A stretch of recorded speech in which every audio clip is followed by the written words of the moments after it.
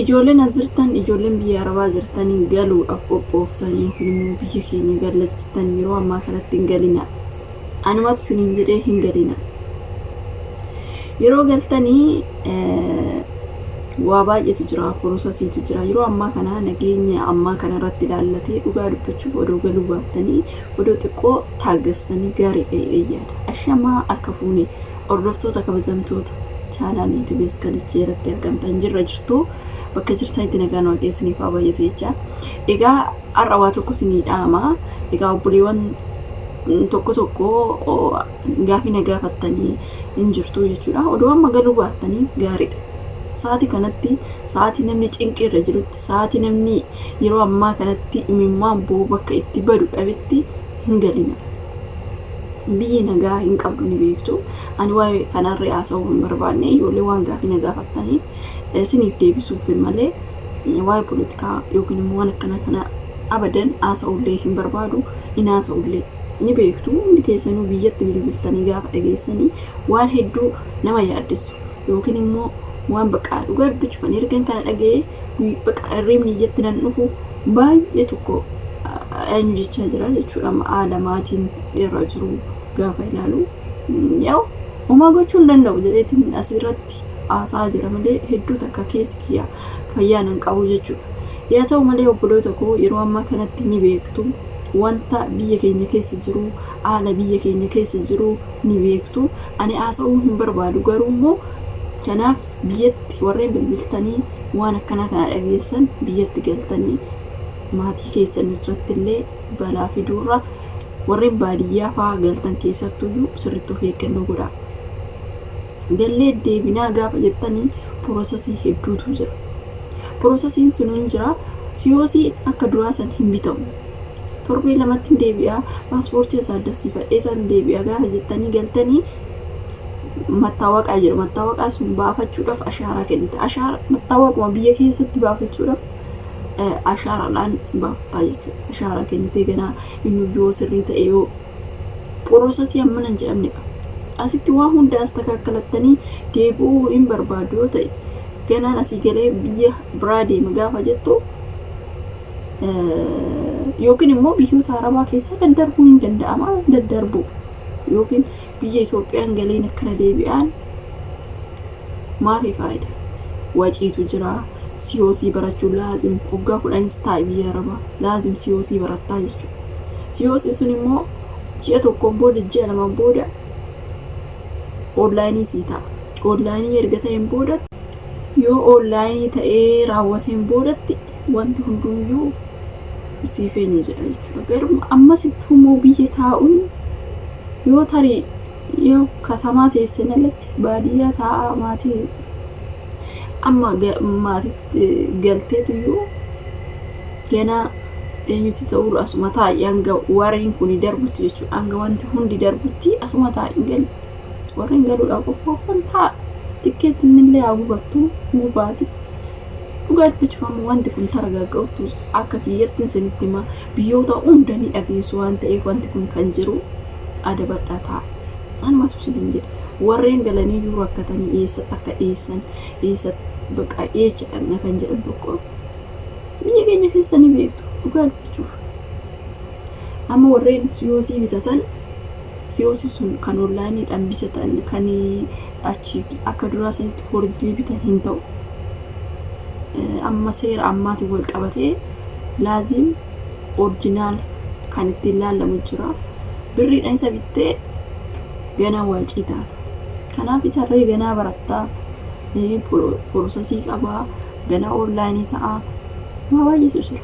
Kanarraa bakkuma teechuu taa'itoo hanga warreen kun darbutti yookiin hoggaan kun tarii waan gaariin nu dhufuu danda'a. Hanga dhufutti adabadhu taa'e. Akkam rakkina keessa jiraatta ta'e malee warreen ayaaduma galuu barbaaddanii biyyuma yaaddanii galuu barbaaddanii siniif yaada darbitu barrituni yookiin immoo guyyaan tuni guyyaan namni itti dhiphatee guyyaa namni bakkatti badu dhabee bu'aa jiru tuni yaada bartuuti taa'aa siniin jedha obboloota kooyi. Wanti siniin dhaamu isa kanaadha. Egaa ni beektu jedheeti yaada. ani gadi fageenyanis immoo asirratti waan kana haasa'uu hin barbaadu. Namni hin dhageenye hin jiru jechuudha. Haala biyyattiin keessa jirtu, haala maatiin keenya keessa jiru, irriiba malee buluu, akkatti makarri makaramuu hin jiru. Kanaafiyyuu asuma taa'aa hanga guyyaan tun dabartutti yookiin jiini tun dabartutti bakkuma jirtanitti waaqa keessan kadhadhaafi. Kanas ni dhaamu isa kanaadha. Waan bijuuf ijoollee meeqatan magalee baay'ee saqaayamaa jira. Baay'ee dhugaa dubbachuu as deebi'uudhaaf illee yoo siisan bitatanii beektanii hambitamu sun hin ta'u jedhanii bakka xumurameefitti kan deebisantu jira. Kanaafuu yaa obboloota koo asuma tasgabbooftanii bakkuma jirtan kanatti akka ta'etti guyyaan tun haasinii dabartuu asuma taa'aa isiniin jedha. Asuma teessaniitis immoo waa baay'ee sirreeffachuu dandeessu. Kanneen akka paaspoortii addisiifachuu asitti addisiifattu. Yookiin immoo bakkuma isaatti deebi'uu barbaadde immoo biyyuma isaatti deebi'uu barbaadde